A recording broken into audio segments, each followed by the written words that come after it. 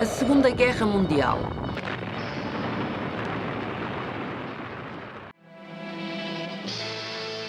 A indecisão aliada.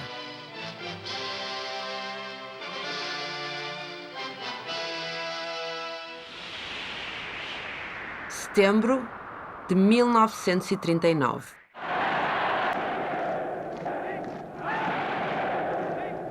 Após a ocupação da Polónia, Hitler discursa no dia 30 no Reichstag. Aqui faz uma proposta de negociação de paz aos países que declaram guerra à Alemanha. Os governos de Londres e Paris recusam a oferta, preocupados tanto pelas ambições territoriais do Führer como pelo apoio que obteve dos soviéticos na divisão do Estado polaco. Além disso, a ideia de que a Alemanha esgotará rapidamente os seus recursos resulta ser um equívoco, já que Stalin cumpre eficazmente os acordos com Hitler e fornece-lhe grandes quantidades de petróleo e carvão. É evidente que a política expansionista do líder nazi provocou o início da Segunda Guerra Mundial, feito que muito poucos dos seus generais no OKW, Comando Supremo das Forças Armadas, esperavam que sucedesse depois da ocupação da Polónia. Dado o primeiro passo, a única saída que resta ao Führer é fugir em frente, para a guerra total.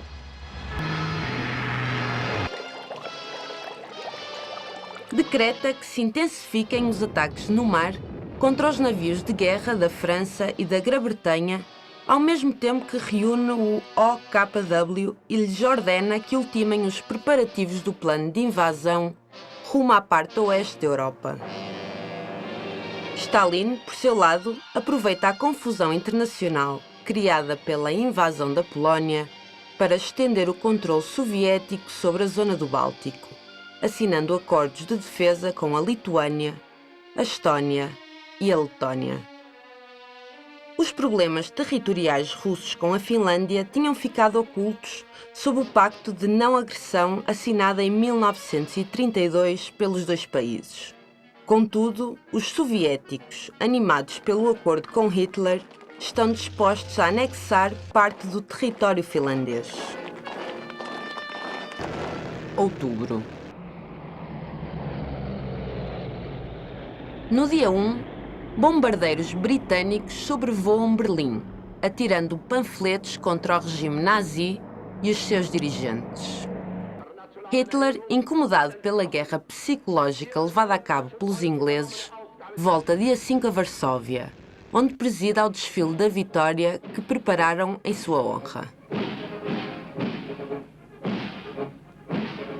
Mais tarde, reúne jornalistas estrangeiros e diz-lhes: "Vejam Varsóvia, vejam esta cidade, porque o que estão a ver posso eu fazer com qualquer cidade europeia." Com esta atitude, o Führer pretende amedrontar os governos de Paris e Londres e forçar uma negociação sem devolver a condição de Estado à Polónia. O Lord Halifax, ministro de Assuntos Exteriores britânico, não se deixa intimidar e informa Hitler que para a Grã-Bretanha a única negociação possível é que a Alemanha retroceda para as suas fronteiras do Pacto de Munique e destrua o enorme potencial bélico com que conta. Mas o líder nazi insiste que a sua política territorial só terá fim quando a Alemanha tiver recuperado a grandeza que tinha antes da Primeira Guerra Mundial. O general William Keitel, chefe da Wehrmacht, e o resto dos chefes da OKW que estão a preparar a ofensiva sobre a parte ocidental da Europa, comunicam a Hitler que são partidários de esperar um tempo até conseguirem uma maior superioridade bélica sobre o inimigo. No entanto, a ansiedade do Führer em começar a invasão torna-se patente quando lhes responde: "Nunca é demasiado cedo para começar o ataque." A atitude desafiante dos alemães multiplica-se no dia 14, quando um U-47, chefiado pelo comandante Gunther Prien, num ato temerário, atravessa as defesas antissubmarinas da base de Scapa Flow, nas Ilhas Orcadas, e afunda o couraçado britânico Royal Hawk, para além de ocasionar graves danos ao Repulse. A morte dos 780 marinheiros que se encontravam a bordo é recebida com grande espanto pelo povo e governo ingleses, que pressentem o perigo próximo da guerra no mar, o que se confirma no dia 18, quando Hitler, na sua diretriz número 7, autoriza os submarinos alemães a afundar todos os barcos inimigos que encontrem ao seu alcance, sejam ou não de passageiros, ordenando ao mesmo tempo a colocação de minas magnéticas nos pontos vitais do tráfego marítimo aliado. Novembro. No início de novembro, um grupo de investigadores alemães comunica a Hitler que estão a estudar a possibilidade de usar a fusão nuclear como arma de guerra e prevêem que o seu poder de destruição pode ser imenso. O Führer, eufórico por aquilo que considera uma proeza da raça ariana, adverte num comício: rapidamente teremos a oportunidade de usar uma arma que será invencível. Pensaria talvez nos seus desejos de invadir a parte ocidental da Europa no dia 12 desse mesmo mês. Albert Einstein, cientista judeu exilado nos Estados Unidos, conhece os princípios alemães sobre a bomba atómica e adverte o presidente Roosevelt de que a capacidade de destruição da mesma é inimaginável, devendo o mundo livre evitar a todo custo que uma arma desse tipo caia nas mãos do regime nazi. O presidente norte-americano, convencido de que é preciso fazer algo, celebra no dia 4, no Congresso, uma tensa sessão que procura emendar a Ata da Neutralidade. Roosevelt está preocupado pela situação europeia, que conhece bem pelas suas múltiplas conversas com Churchill e com os diversos embaixadores dos Estados Unidos na zona. O seu objetivo é conseguir que as potências aliadas possam comprar armas a empresas norte-americanas através do sistema de cash and carry, comprar e levar. É um primeiro passo para ajudar britânicos e franceses, além do que, com isso, a indústria das armas americanas aumenta espetacularmente o seu desenvolvimento e poder de influência mundial. A Grã-Bretanha é o primeiro país a solicitar a importação maciça de armas norte-americanas. No dia 28, o governo britânico situa parte da sua frota no Mar do Norte, numa tentativa de bloquear o tráfico de mercadorias alemãs. Hitler responde com a publicação da sua diretriz número 9, onde arremete contra o governo inglês e promete aniquilar esse povo instigador da guerra. Frente Oriental. Invasão da Finlândia. No dia 30, após provocarem um incidente fronteiriço, 600 mil soldados soviéticos invadem a Finlândia com apoio naval. O bombardeio de Helsínquia, por parte da aviação de Stalin, faz crescer a ira do povo finlandês, que enfrenta com valentia o invasor. As tropas finlandesas, conhecedoras do terreno e peritas na luta em zonas geladas, ganham força frente aos soldados soviéticos que tentam penetrar pelo norte, este e sul do país. O governo finlandês solicita à Liga das Nações que intervenha e ponha fim ao conflito. Stalin nega-se a dialogar, pelo que o país que dirige com mão de ferro é expulso da organização. A forte resistência das tropas finlandesas no istmo da Carélia, em conjunto com um número importante de baixas que sofre o exército soviético, leva ao início das conversações de paz entre ambos os países.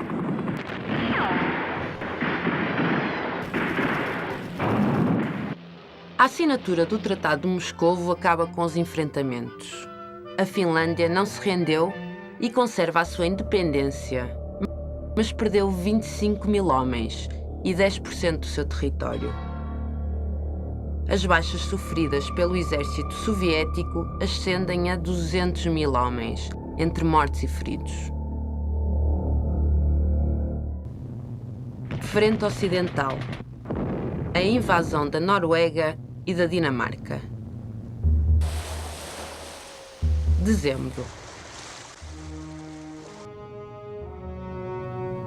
No dia 11, Vidkun Quisling, ex-ministro da Defesa norueguês e fundador do Partido União Nacional, que aspira a governar o seu país e ser um fiel aliado do Terceiro Reich, reúne-se com Hitler e propõe a possibilidade que as tropas alemãs, com o apoio interno dos membros do seu partido, ocupem a Noruega. Perante a necessidade que a Alemanha tem de matérias-primas, Hitler aceita a ideia de Quisling e encarrega o seu Estado-Maior de desenvolver um plano de invasão dos países nórdicos com base nos seus recursos e situação estratégica. Os jazigos de ferro na Suécia são indispensáveis para manter a capacidade bélica alemã, apesar de, em princípio, o Führer preferir respeitar a neutralidade sueca e obter o ferro de forma pacífica, como estava a fazer até à data.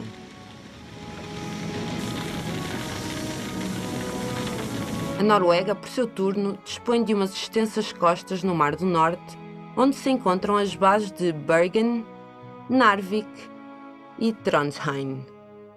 Estas são consideradas pelos comandos alemães posições estratégicas vitais que têm que ser tomadas.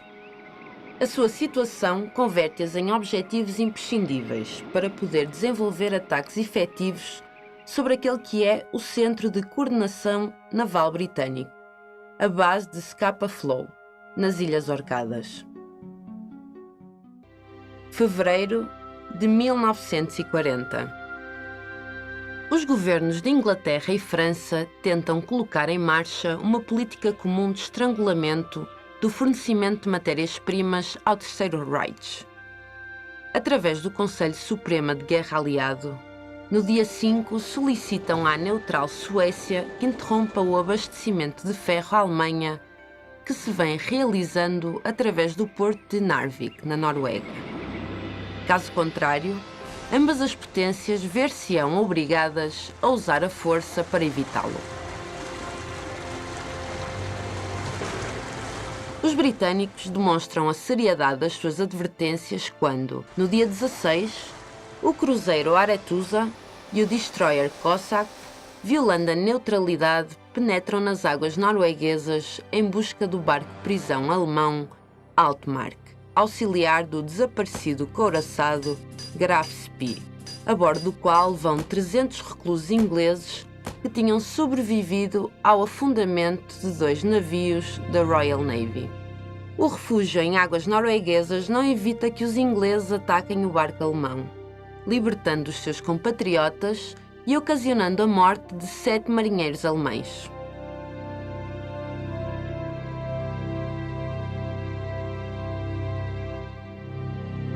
Hitler, alarmado pela audácia inglesa e com os relatórios dos seus serviços secretos, que dão como certa uma operação anglo-francesa no Mar do Norte e no Báltico, crê que os britânicos estão decididos a ocupar a Noruega.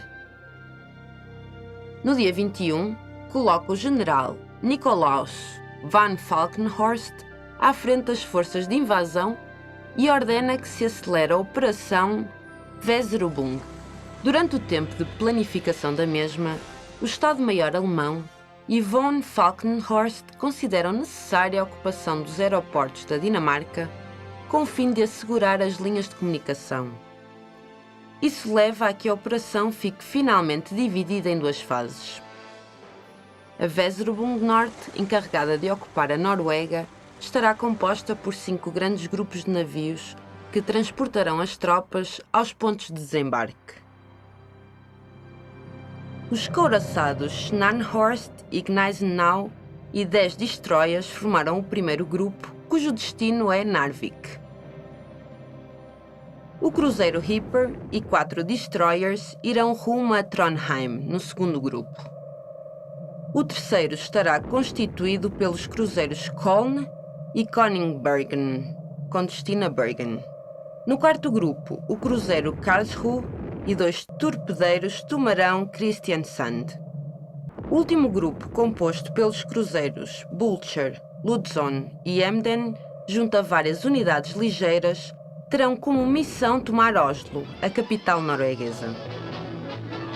A Operação Weserubung Sul tem como objetivo a ocupação da Dinamarca. Formada por 2 brigadas motorizadas, devem irromper a grande velocidade através do país e ocupar a península da Jutlândia. A data de início das operações é fixada para o dia 9 de abril. Roosevelt, perante os acontecimentos que decorrem na Europa, decide enviar o secretário de Estado Summerwells com um plano de paz que deverá ser discutido pelos governos de Paris, Londres, Berlim e Roma. Abril. Os temores de Hitler sobre as intenções britânicas não são infundados. O governo inglês não aceita o plano de paz norte-americano e, em conivência com o francês, acordam a Operação Wilfred. Violando definitivamente a neutralidade, os britânicos pensam minar as águas territoriais norueguesas com o objetivo de romper